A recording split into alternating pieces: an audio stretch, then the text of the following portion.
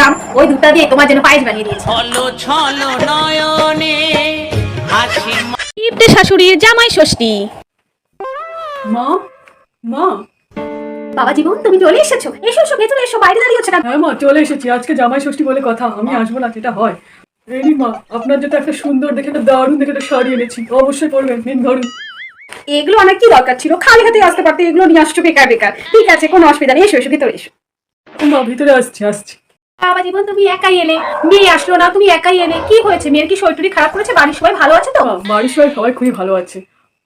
আপনার মেয়ের না একটু শরীরটা খারাপ, ওই জন্য আসতে পারলো না। আমি এই জন্য চলে এলাম। জামাই ষষ্ঠী বলে কথা, আসবো না তা হয়, ওই জন্য আমি চলে এলাম। ও, মেয়ের শরীরটা একটু খারাপ, ঠিক আছে, পরে একদিন নিয়ে এসে ঘুরিয়ে নিয়ে যাও। তুমি একা এসেছো, খুব ভালোই করেছো। জামাই ষষ্ঠী তো বারবার আসে না, প্রথম বছর জামাই ষষ্ঠী বলে কথা। তাহলে একটু বসো, আমি তোমাদের একটু জল মিষ্টির ব্যবস্থা করি। হ্যাঁ মা, কোনো আমাকে নিয়ে এত ব্যস্ত হবেন না, ঠিক আছে যান। আজকে জামাই ষষ্ঠী বলে কথা, আজকে মানে 7-8 রকমের মিষ্টি আনবে। মিষ্টি আনতে গেছে, এত সময় আছে, তার মানে অনেক মিষ্টি আনবে। জামাই ষষ্ঠী বলে কথা। বাবা জীবন, বাবা জীবন। হ্যাঁ মা, বলুন। বাবা একটু মিষ্টি মুখ করো, নাও ধরো। দিন। আপনি তো গিয়েছিলেন মিষ্টি আনতে, আপনি একটু কি এনেছেন? চিনির দানা খাবো আমি? মিষ্টি দেওয়া চিনির দানা? বাবা বলো না, বাজারে যে মিষ্টির দাম, মিষ্টিতে হাতি দেওয়া যায় না, এত দাম দিয়ে মিষ্টি আনো। মিষ্টি মুখ করা বলে কথা, একটু চিনি দিয়ে করলেই হয়ে যাবে, কোনো অসুবিধা। বাজারে মিষ্টির অনেক দাম বলে আপনি চিনি খাওয়াচ্ছেন আমাকে? আজকে জামাই ষষ্ঠীর দিন চিনি? গুনে গুনে আমি 150 পিস চিনি দিয়েছি, বেশি চিনি খেলে সুগার হয়ে যাবে। 150 পিস চিনি খাও, তাহলে সুগার টুগার ধরবে না, বুঝেছো? গুনে 150 পিস চিনি দিয়েছেন যাতে আমার সুগার না হয়? আরে আপনার তো চিন্তা করতে হবে না, আমার সুগার টুগার হবে না। অত বয়সে ছেলে আমার সুগার, আপনি আমাকে চিনি খাওয়াচ্ছেন জামাই ষষ্ঠীর দিনে? কি কিপ্টে রে বাবা, জামাই ষষ্ঠীর দিন চিনি খাওয়াচ্ছি? মিষ্টি আনা মানে পয়সার অভাব পড়ে গেছে। হে ভগবান, কোন শ্বশুর বাড়িতে বিয়ে করেছি আমি? চিনি খেতে হচ্ছে আমাকে। জামাই শাশুড়ি মাথা হাতে চিনি ধরিয়ে দিয়ে চলে গেল। 150 পিস চিনি গুনে গুনে নিয়ে আসে, আমাদের সুগার হয়ে যাবে। সকালে জামাই ষষ্ঠী শুরু হলো চিনি দিয়ে, আর তো সারাদিনটা কি হবে? আমার তো আর ভরসা নেই। এই শাশুড়ি যে এত কিপ্টে জানতাম।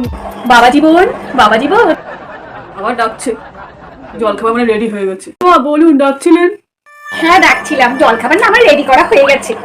ও, আপনার জল খাবার রেডি হয়ে গেছে? ঠিক আছে, আমি কি টেবিলে চলে আসবো? না না, তোমার যেতে হবে না, আমি এখানে এসে তোমাকে জল খাবারটা দিয়ে যাচ্ছি। তুমি একটু বসো, আমি এক্ষুনি নিয়ে আসি।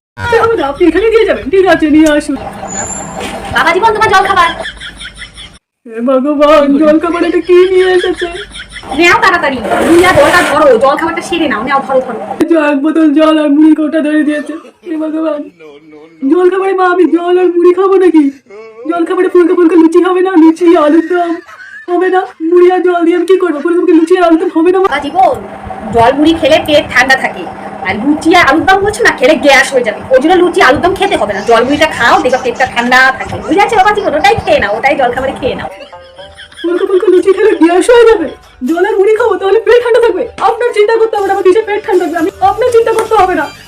আমি এসেছি জামাই ষষ্ঠী খেতে, জামাইকে পেট ভরে খাবেন না? মুড়ি আর জল দিয়ে দিচ্ছেন। জল মুড়ি খেলে পেট ঠান্ডা থাকবে, আমি জল মুড়ি খাবো এখন? বাবা জীবন, রাগ করছো কেন? ওটাই খাও না, শরীর ভালো থাকবে। জল মুড়ি খেলে শরীর খুব ভালো থাকে, ওটাই খাও, রাগ করো না বাবা জীবন। আমি যাই, আমার অনেক কাজ পড়ে আছে।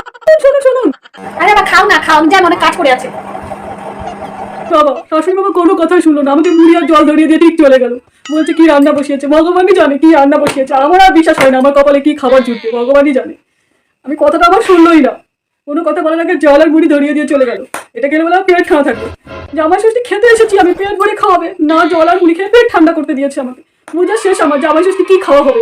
খাওয়ার বলছে কি জামাই ষষ্ঠী দেখতে হবে, খাওয়া কিছু জুটবে না মনে হয়। কি যে হবে, হে ভগবান।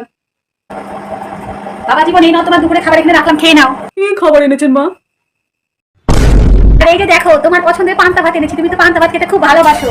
এই না তোমার পছন্দের পান্তা ভাতই এনেছি না। কি আমার পছন্দের পান্তা ভাত? জামাই ষষ্ঠীর পান্তা ভাত খাবো? এই পান্তা ভাত এনেছেন আমার জন্য? হে ভগবান, ভেবেছিলাম গলদা চিংড়ি হবে, মটন কষা হবে, পটল পোস্ত হবে, আরো কত কি রান্না হবে। আর এগুলো কি জুটেছে আমার কপালে? হে ভগবান, কি কিপ্টে রে শাশুড়ি। না মা, আমার না পেট ভরা আছে। আপনি তো জল মুড়ি দিয়েছিলেন না, ওটা খেয়ে পেট একদম ফুল ভর্তি। এখন পান্তা ভাত আমার পেটে আর ঢুকবে না। আমি না বাড়ি যাই, বাড়ি গিয়ে বউটা দেখি বউটার শরীরটা কেমন আছে। আমার আর কিছু খাওয়া দাওয়া লাগবে না, পান্তা ভাত আমি খাবো না, আমার পেট ভর্তিই আছে। অনেক জল মুড়ি খাইয়েছিলেন, জল মুড়ি খেয়ে 1 কোটা মুড়ি দিয়েছে, খেয়ে আমার পেট পুরো ভর্তি। আর খাওয়া টাওয়া ঢুকবে না কিছু আমার। আমি যাই মা এখন। বাবা জীবন, এখনই চলে যাচ্ছ কেন? একটু বসো বসো। আবার বসতে বলছেন কেন মা? তোমার জন্য একটু পায়েস করেছি, পায়েসটা অন্তত খেয়ে তারপর যাও। বসো, পায়েসটা নিয়ে আসি। আপনি পায়েস করেছেন? বাপরে, কিপ্টি শাশুড়ি পায়েস খাওয়াবে? পায়েসটা খেয়েই ঠিক আছে মা, তাহলে পায়েসটাই দিন, খেয়ে যাই। হ্যাঁ নিয়ে আসুন, যান।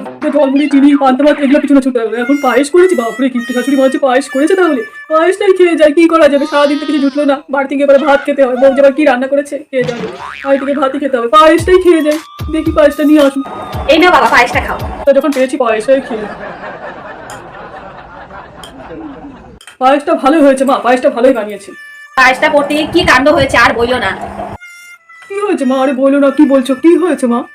আরে বইলো না, আমি দুধটা জাল দিয়ে রেখেছিলাম, পাশের বাড়ি বিড়ালটা এসে ওই দুধটার মধ্যে মুখ দিয়ে দিচ্ছে। আমি দুধটা ফেলে দিব তো, বলো তো কত টাকা নষ্ট হবে, দুধটা কত দাম। ওই দুধটা দিয়ে তোমার জন্য পায়েস বানিয়ে দিয়েছি। ছলো ছলো নয়নে হাসি